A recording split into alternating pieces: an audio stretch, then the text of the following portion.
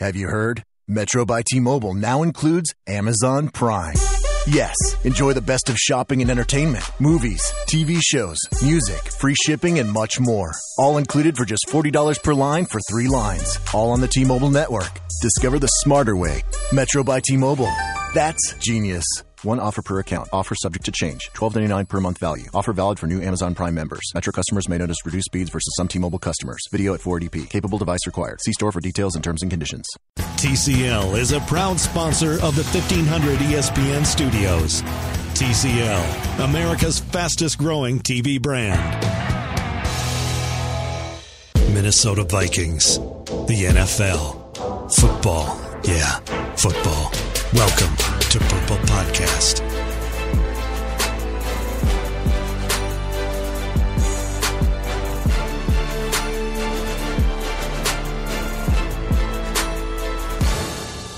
Hello, welcome to another episode of the Purple Podcast. Matthew Collar, along with former NFL quarterback Sage Rosenfels. Sage, how are you?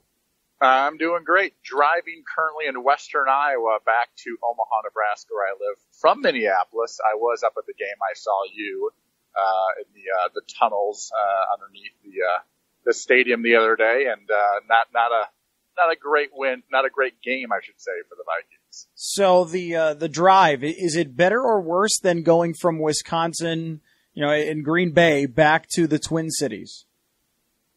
That's a good question. I don't know. I've never made that drive. I only made the flight from Minneapolis to Green Bay. It's about 5.5 hours.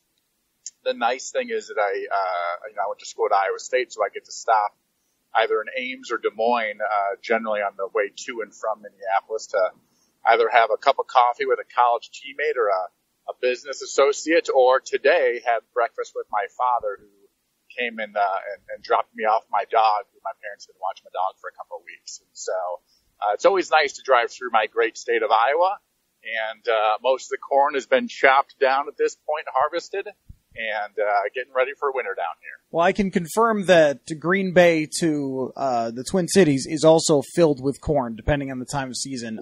We had yesterday Anthony Harris on this very podcast gave dog scouting reports of his teammates' dogs. So what type of dog do you have?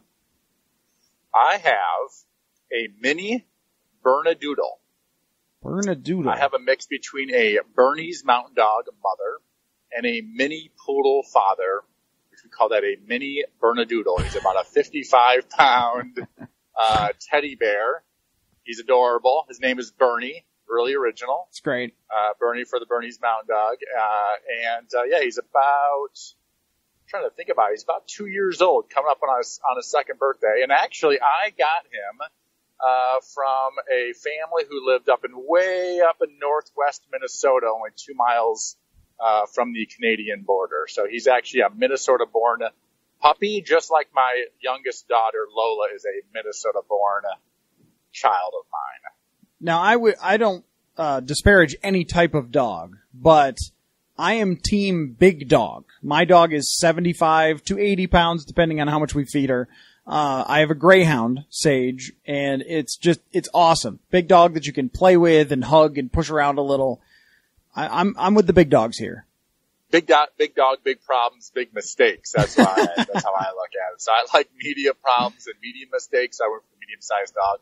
My dog also doesn't shed, and yes, I'm one of those people who happens to not like hair all over my clothes, and wear my fair share of sweaters and things. And so yeah, it's not nice not to have that. But everyone has. I saw a picture of your dog on Twitter. Was it like he or she does not sleep on their blanket, they just sleep on the couch or something like that? Yes. So we bought this nice little bed, and there's a blanket that goes over the bed that my mom made because she's very crafty. So it's got little paws on it and everything. It's just perfect for the dog. And every day, as soon as I'm not on the couch, the dog then climbs up on the couch and curls up with the blanket that she likes and just spreads herself on the entire couch so only one other person can sit there. So even though there would be room for my wife and the dog and me, it never works out that way because the dog takes up a full spot. So here's the deal. If you had a medium-sized dog, good point. I bet you could get 2 people on that couch. So you got big problems over there. So my theory on this with our dog, because we rescued her from a track, being a greyhound,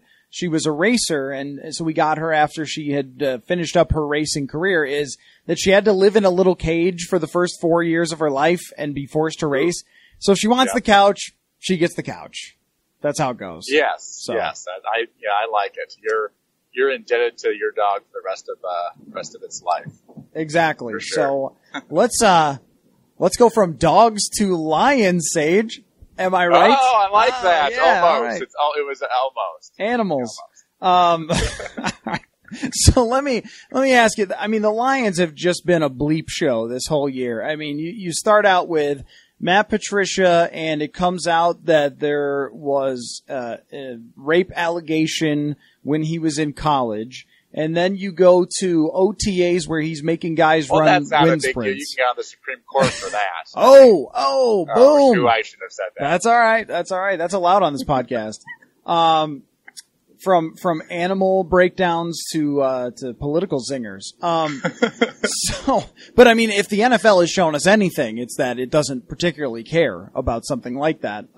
It usually forgives you the more talented you are.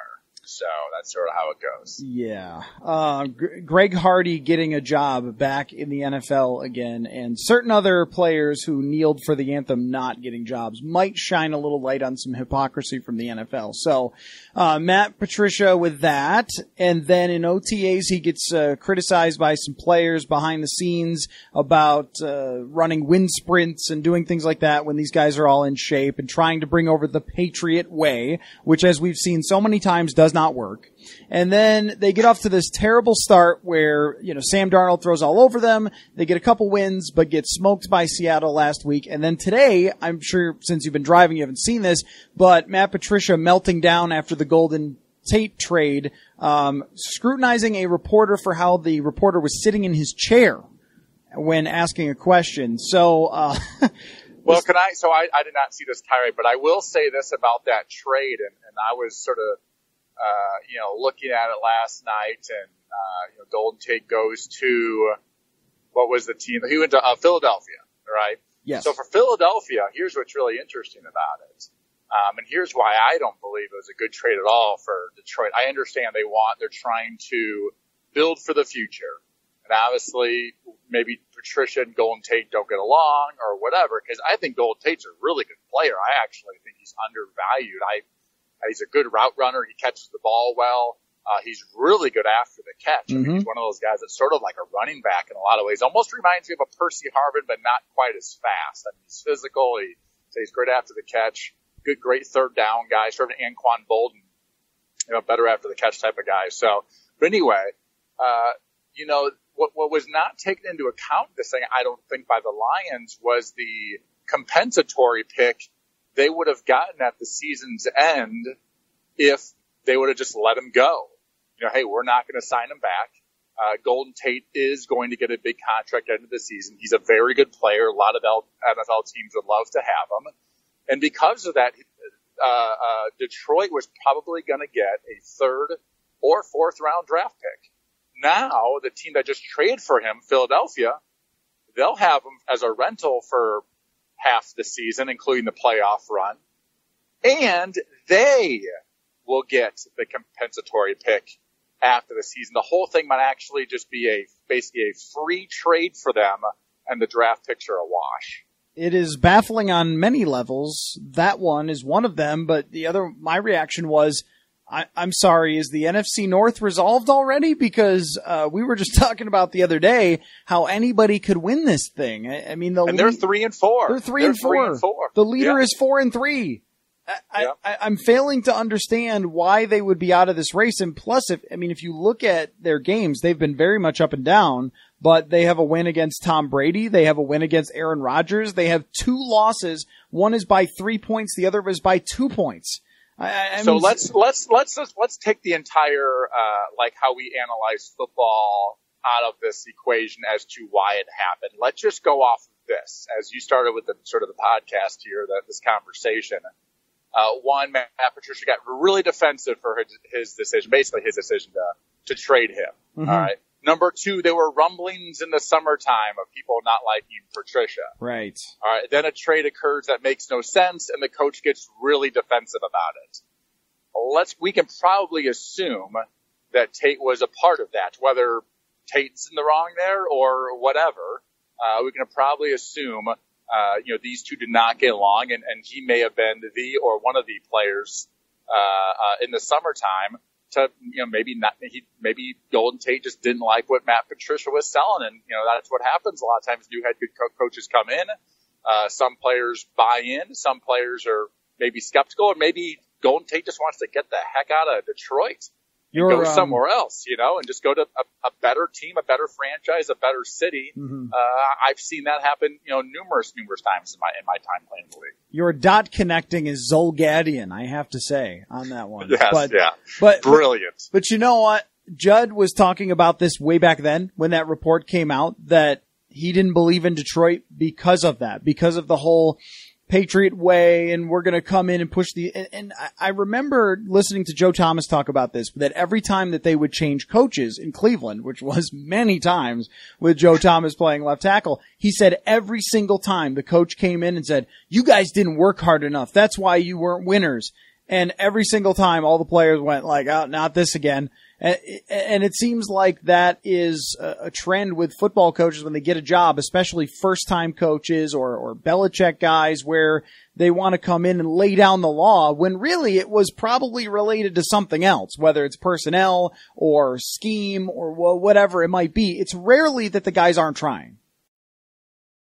Lucky's 13 Pubs has you covered for the best game day experience this football season. Tons of TVs, legendary appetizers, amazing fresh half-pound burgers, handcrafted sandwiches, and a wide variety of other pub favorites. The drink menu is awesome, too. Huge selection of tap beer, handcrafted cocktails, and the best Bloody Marys in town. Seriously, these Bloodies are awesome. Try the Bacon Bloody, the Jalapeno Bloody, the Mother Mary, or just get a flight and try them all. Plus, Lucky's 13 celebrates Sunday Fun Day. Happy hour all day long on Sunday, every Sunday. Events and prize giveaways during games, too. Lucky's 13 has locations in Bloomington, Burnsville, Mendota, Plymouth, and Roseville. Having people over for the game? Call ahead to Lucky's and order some of those legendary apps, and they'll be ready to bring home when you get there. It's football time at Lucky's 13 Pubs. Find them online at luckys13pub.com. luckys13pub.com. It's the most wonderful time of the year, football time. And Lucky's 13 Pubs has you covered for the best game day experience. luckys13pub.com.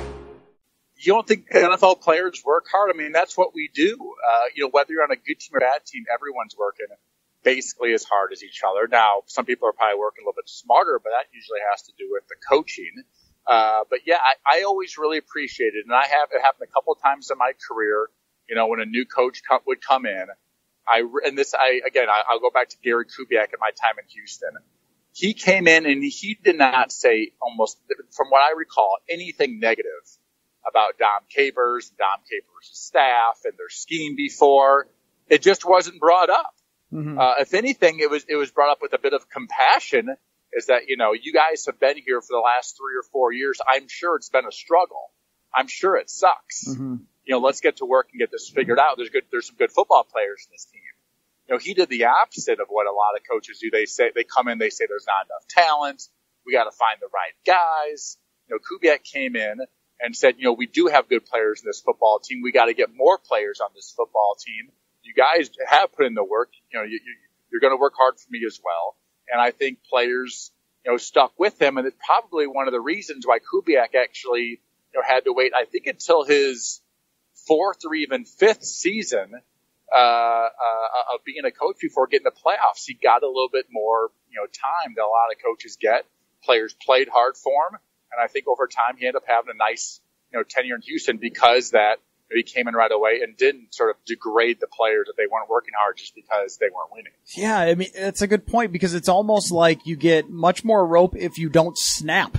I mean, look at someone like Marvin Lewis went through a lot of tough times early in his career when they built that team, and then they had years where they were a legit Super Bowl contender, but then fall off again and rebuild it, and they're back here this year. And he doesn't strike me as a guy who would flip out like this Patricia. I mean, he's only 7 weeks into his coaching career, and he's already on Deadspin for being a joker in a press conference. I think that's the difference between college and the pros. I think college is a different thing in the sense that there are some teams that don't work as hard. There are some college programs where the head coach is sort of very loose with his players. A lot of guys get in trouble. Guys don't go to class. There's been a lot of incidents off the field.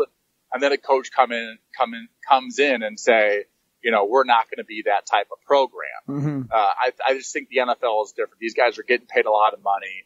Believe it or not, for the vast majority of the players in the league, they are true professionals. As Kubiak used to say, just be a pro. These guys work hard. They know what they're doing. They're trying to, make good decisions on and off the field. They know the playbook. They're studying.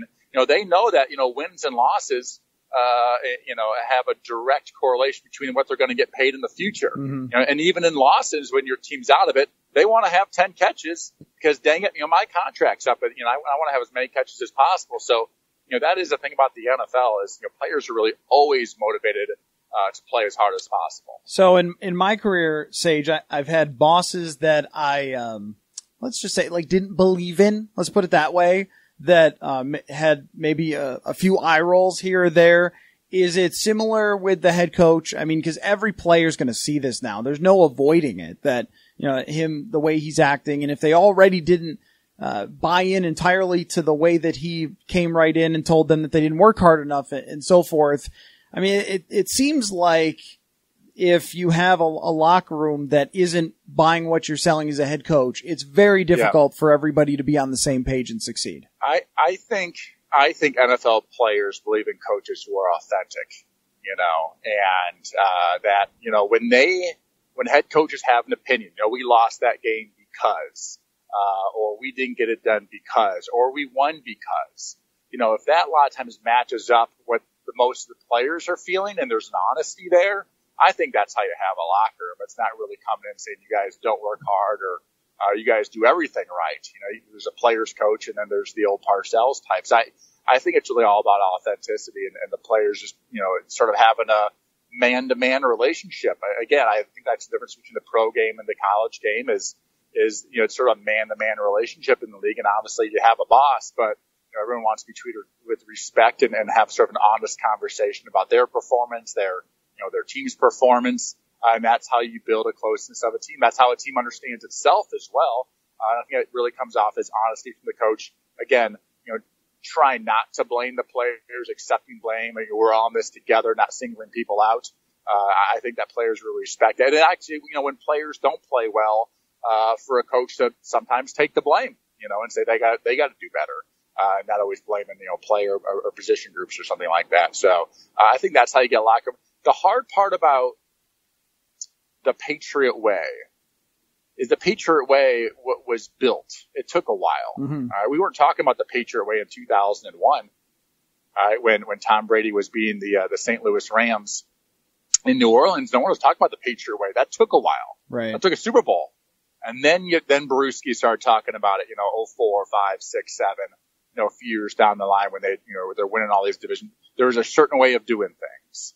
And all these coaches that try to put in the Patriot Way into other organizations who haven't done that or don't understand that, I think you have to win first. You set a precedent, then you have the Detroit Lions way, whatever that would be, but you have to win first. Right. And I think that also some of these coaches maybe misunderstand, even the ones that were with Belichick, what works and what doesn't, that you can carry over, because I think it was Andrew Hawkins was talking about it, and Joe Thomas too, with maybe Eric Mangini, I think, where he would make players memorize quotes around the building and then have to spit them out in team meetings. What the hell good does that do anyone for playing football? Yeah, just things that seem like a waste of time. Football coaches are an interesting bunch, that's for dang sure.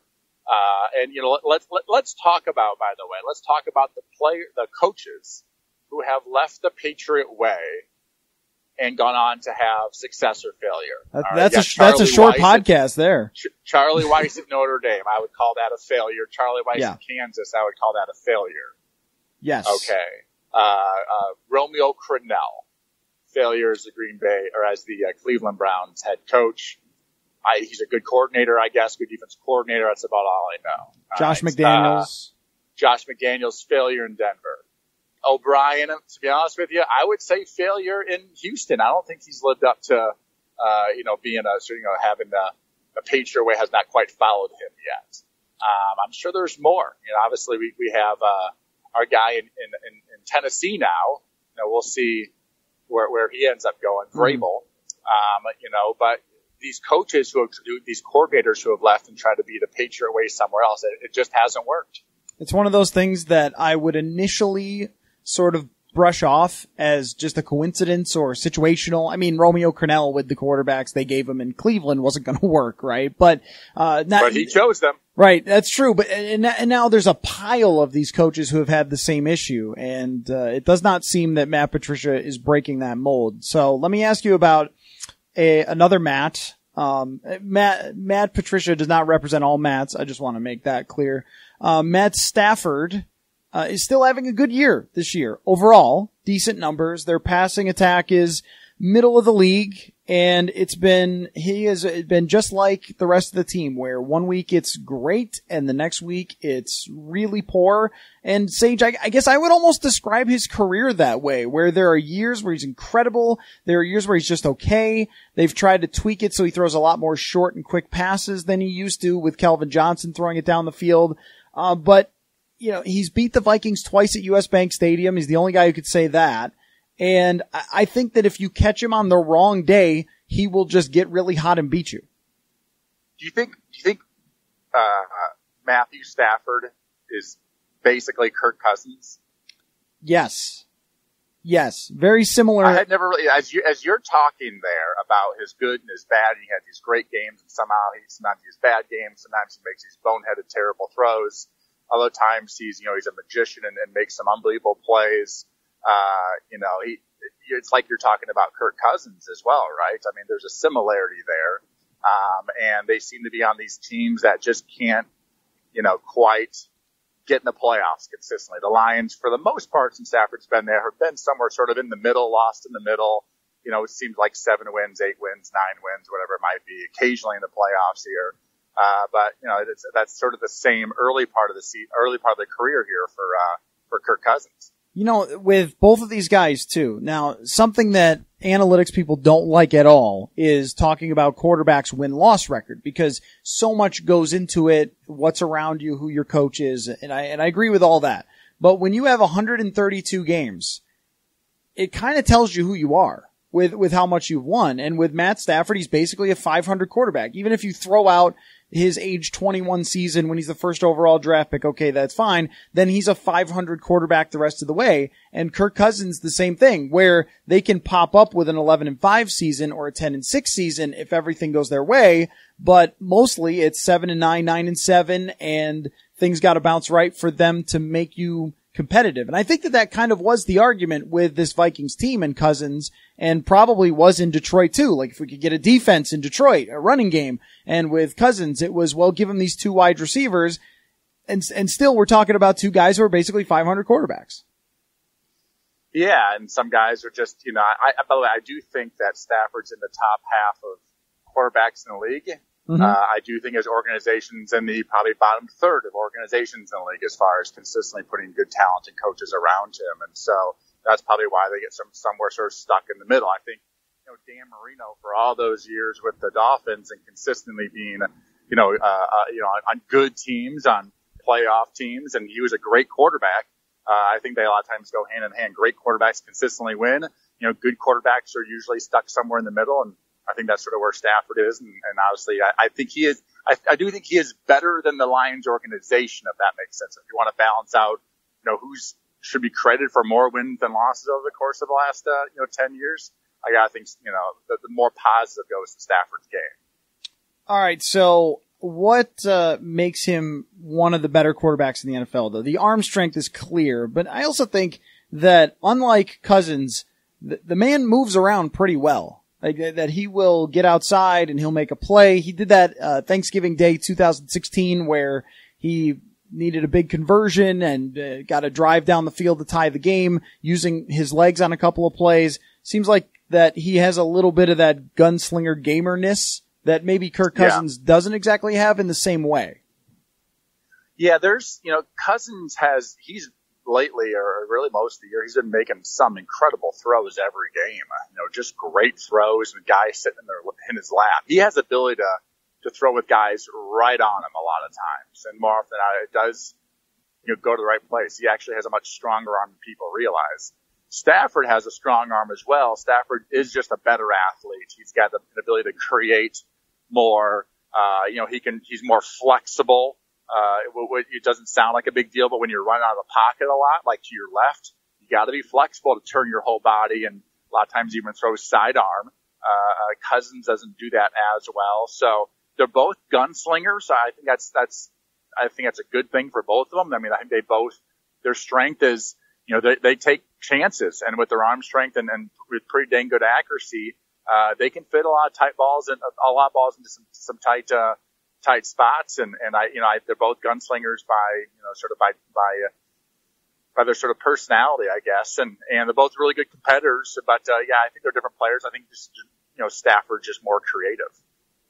All right. So what is your feeling on this game before we get to the really important stuff, which is the journeyman quarterbacks? I mean, I look at this, Sage, like they really need this one. I mean, the Vikings really do, because the NFC is so close, and you've got all these teams that you don't really know exactly what they are, but they're starting to shape up. Washington can compete, and Carolina can compete, and Seattle is better than people thought because Russell Wilson is a wizard and they fixed some of their offensive line issues. So I look at this one as staying right in line with the other NFC North teams and some of the other potential wildcard teams. This is one going against a reeling team in your place that the Vikings not only should win, but really need.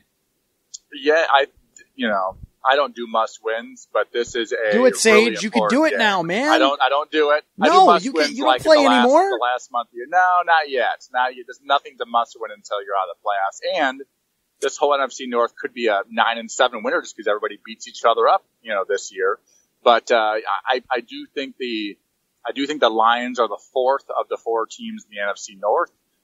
And if the Vikings want to get to the playoffs and win this division, or even get to the playoffs with a wild card, this is one they have to have. They got to play the Bears twice. Still, I've watched the Bears every single week because I do a Trubisky hit in Chicago. The Bears are a good football team, and they're going to give it. I believe Trubisky might give the Vikings some issues with the way he's been running the football and some of the weapons that they have. And obviously, they play Green Bay one more time. So this is a win that the Vikings really need to have. And I don't like must wins because nothing's really a must win until I think the end of the season. But it would be an uphill climb if they lost this game. See, we got to push you more toward the media personality and away from the NFL player here. You got to go all in. It's must Players win. never give up. There's always a chance. Pound a table. Do you have a table near you? Pound it. Must win. No, I have a dashboard. Okay, pound that dashboard. This is a must win. Yeah, no, I'm with you on this one. That also, each week seems to be some type of prove it game in one way or the other. But, coming off what happened last week, the message has been very much, hey, we played really well for a lot of that game and still believe in this team, but it'd be a harder sell if they lost to a team that just traded its number one wide receiver. So, all right, it's time. It's time for Journeyman Quarterback of the Week. Lucky's 13 Pubs has you covered for the best game day experience this football season. Tons of TVs, legendary appetizers, amazing fresh half-pound burgers, handcrafted sandwiches, and a wide variety of other pub favorites. The drink menu is awesome, too. Huge selection of tap beer, handcrafted cocktails, and the best Bloody Marys in town. Seriously, these Bloodies are awesome. Try the Bacon Bloody, the Jalapeno Bloody, the Mother Mary, or just get a flight and try them all. Plus, Lucky's 13 celebrates Sunday Fun Day. Happy hour all day long on Sunday, every Sunday. Events and prize giveaways during games, too. Lucky's 13 has locations in Bloomington, Burnsville, Mendota, Plymouth, and Roseville. Having people over for the game? Call ahead to Lucky's and order some of those legendary apps, and they'll be ready to bring home when you get there. It's football time at Lucky's 13 Pubs. Find them online at luckys13pub.com. luckys13pub.com. It's the most wonderful time of the year, football time. And Lucky's 13 Pubs has you covered for the best game day experience. luckys13pub.com. Show some respect. Listen, bud, Salute. I've traveled every road in this here land. It's time for Matthew and Sage to honor one of the NFL's great journeyman quarterbacks. And this right here, Sage, This is the Lifetime Achievement Award, Detroit Lions. We are going to make a trophy for them. They are the GOAT team for journeyman quarterbacks. Would you agree with that? Well, yes. You know what a great thing is also about it? Is our guy Josh McCown also played for them. And wide receiver briefly for them, right? Oh, really? I don't even know that one. Yes, Probably. yes. I believe that Josh McCown, who is one of the best quarterback athletes ever, that is not a joke, that's a real thing. He and his brother's actually probably the better athlete, but yes, they're both two very good athletes. He filled in as a wide receiver briefly when they had a bunch of injuries for one of these seasons. And I don't know how many catches he had, but I can try to look that up. But yes, Josh McCown, a classic member of the Detroit Lions and many other teams as well. I'll find that in a second. But let me just run through some of their team. He was like Lamar Jackson before Lamar Jackson. Seriously. By the way, we never talked about it. Did you see the play where the Saints had all three quarterbacks in the game? I did. At the same time. Yes. If they had thrown a touchdown, they just ran the football. Can you imagine if they'd thrown a touchdown to Teddy? Oh, that would have been the best. Double reverse back to Teddy or something like that. Saints special, right? The tight end throws a touchdown to Teddy. Everyone forgets about Teddy. They run it Taysom Hill, and he throws a touchdown to Teddy. I was hoping for that. That would have been great. Just based on guys who led the team in passing from 1990 on, we have Rodney Peete, Eric Kramer, Scott Mitchell, Charlie Batch, Gus Frerotte. I don't know if Joey Harrington counts as journeyman or just bust. John Kitna, Dan Orlovsky. You can't be a journeyman if you're the second overall pick of the draft. I will argue with you on this. You started your whole career in the penthouse, then you just went down from there. Okay, I got two guys that are my case against this. Kerry Collins and Vinny Testaverde. If you can Kerry Collins was the first pick of the draft. I don't know. I understand that. But he went team to team and had these pop-up seasons, even though he was mostly bad. I'm going to argue. True. Well, listen, if you're a first rounder and we consider you a journeyman, you have to play at least 13 years. Yes. Okay. We're on the same page here because Kerry Collins went also maybe a certain amount of your career you have to be a backup. Maybe that's part of it. It's like you played 12 years as a starter and you have a 3-year journeyman little stint there. I don't know. Is that? I think you're still a starter. So for Kerry Collins from age 34 on was mostly a backup, but this is what makes him a great journeyman is because one of those seasons from 2006 to 2011, he's a backup except for 1 year and he goes 12-3 that year. Yes, I know. And he put out a country music album. Come on. I believe. He's checking every box. Google that. He's checking every box. Google that one. Just real quick on Collins, who did not play for Detroit. But if you played for Detroit and Oakland, if you play for Oakland, that's like the Detroit AFC.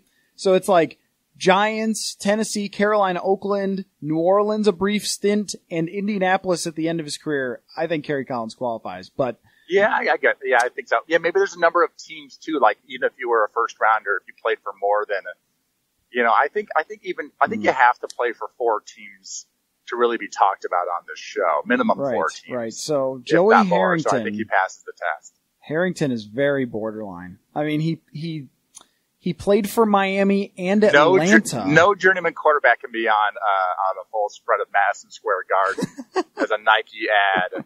No, you're too elitist for us. Okay, all right. I'll go with that too. Joey Harrington didn't have enough teams. He only played for 3 teams. But let's get back to Detroit. Who are we talking about this? So, I was just working my way from 1990 to current, and John Kitna, back-to-back 4,000-yard seasons. That's right. He's one of the all-timers.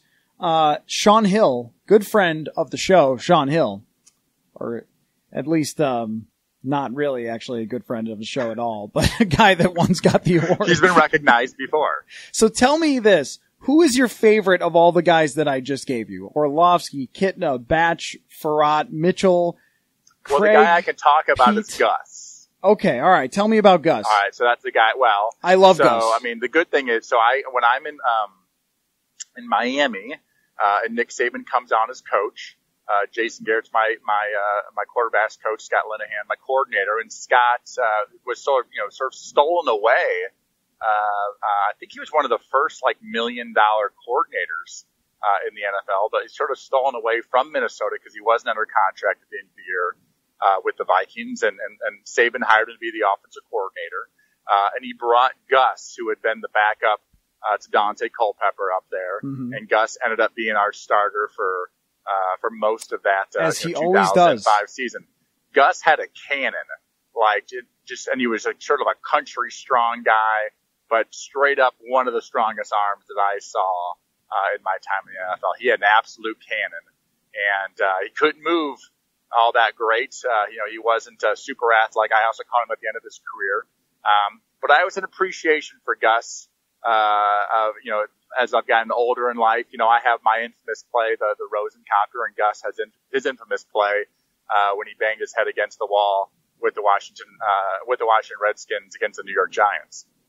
I think if you have an infamous play as a journeyman quarterback, that puts you up in a rare air echelon, that's that whole thing of I'm not famous, but I'm infamous, which is, yes.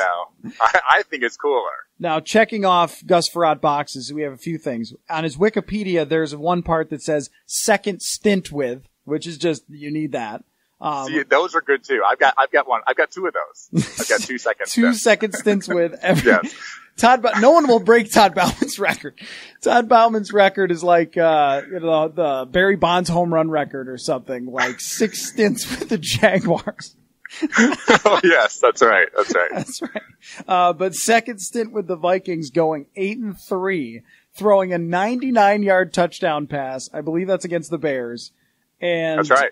And then not keeping the job because they wanted to give it back to Tavares Jackson, who lost in the playoffs for that team.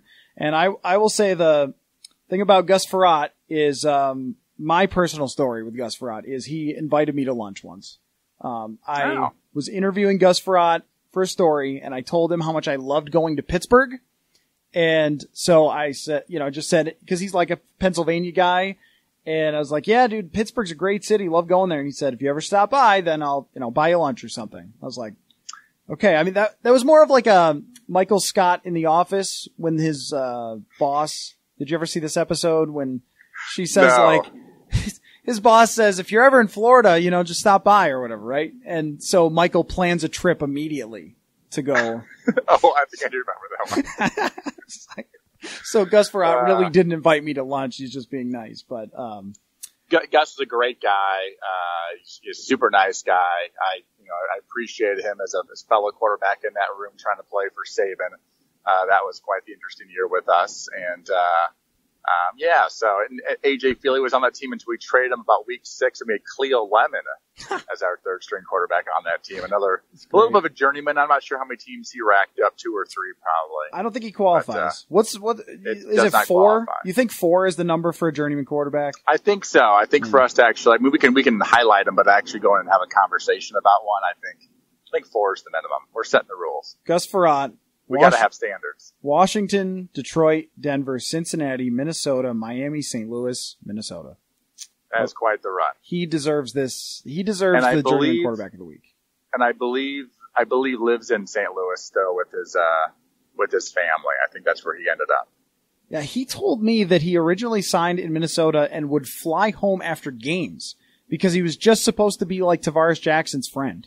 And then, Jackson wasn't good and he gets thrown into it. So he's kind of like, I was supposed to be going home to visit my family on Tuesdays. And then I end up. That's right. That's right. Because his kids were old enough at that point and they didn't want to be moving schools. They liked where they lived and the school system and the whole thing. And I think Childress was going to let him, fly back and skip Mondays. Like you can skip Mondays. That's right. You can fly, Sunday night or Monday morning down to St. Louis on a quick flight, come back, probably Tuesday night late or whatever. And for Wednesday practice, you're just going to be Tavares' backup. And obviously he ended up starting a lot of that season. I just want to give a shout out before we wrap up to the 1993 Detroit Lions, who played 10 games of Rodney Peete, 5 games of Eric Kramer, and 5 games, obviously these overlapped in games, of Andre Ware, and went 10-6 and had the Green Bay Packers on the ropes in the wild card game until Brett Favre made one of the most preposterous throws in the history of the National Football League to beat them.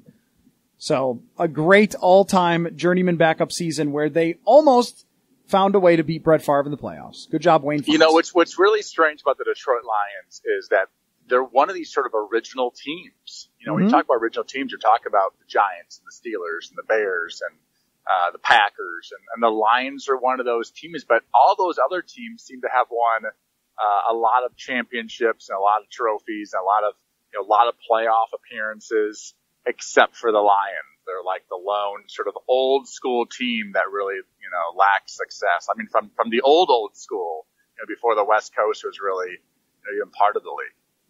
I might end up being wrong on this, but I don't think that they have the coach right now that's going to change any of that. So we will see, I guess. This is just, that's part of it, is not finding your franchise quarterback. And then when you do in Matt Stafford, not putting enough around him and making Calvin Johnson retire and, getting here and trading Golden Tate when you're still in the race. So just classic Detroit Lions things to do. I just think that in the NFL, it's different. It's different than college, in which, you sort of have to run the problem players off the team because, you're going to get some new players, you recruit some new guys, and there's sort of shorter lifespan there as far as the college years. In the pros, you got to come in and get guys to like you, to respect you, and to, play hard for you. And you can always get good, new players or whatever, but I've always disagreed with this sort of, I got to come in and set this precedent, and be a jerk to everybody because everyone, sucks or whatever it is. And I think that's been the problem with this, trying to bring the Patriot Way somewhere else. I think it's a bad model and a bad plan.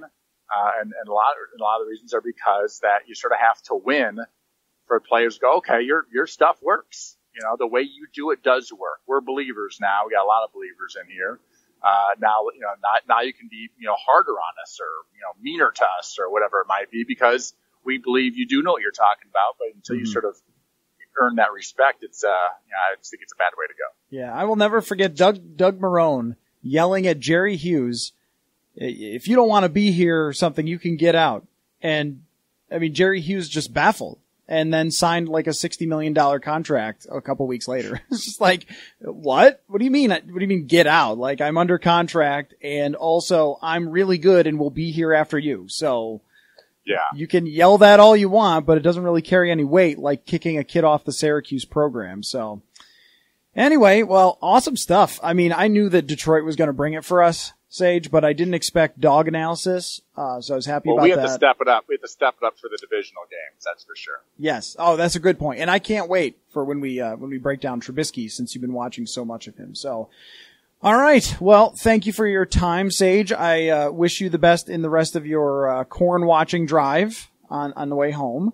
And I'm almost there. I'm trying to hustle to the elementary school so I can see my daughter dress up for like the school Halloween parade today. Do you guys have like NFL Halloween party stuff? Did you guys do that? Is that like a thing in the NFL?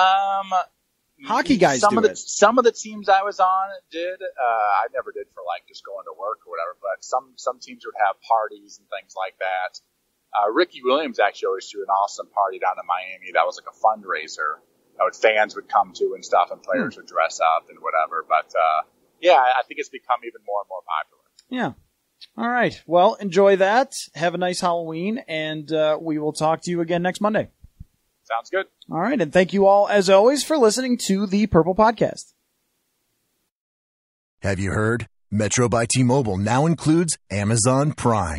Yes, enjoy the best of shopping and entertainment, movies, TV shows, music, free shipping, and much more. All included for just $40 per line for 3 lines. All on the T-Mobile network.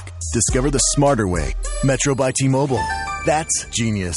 One offer per account. Offer subject to change. $12.99 per month value. Offer valid for new Amazon Prime members. Metro customers may notice reduced speeds versus some T-Mobile customers. Video at 480p. Capable device required. See store for details and terms and conditions.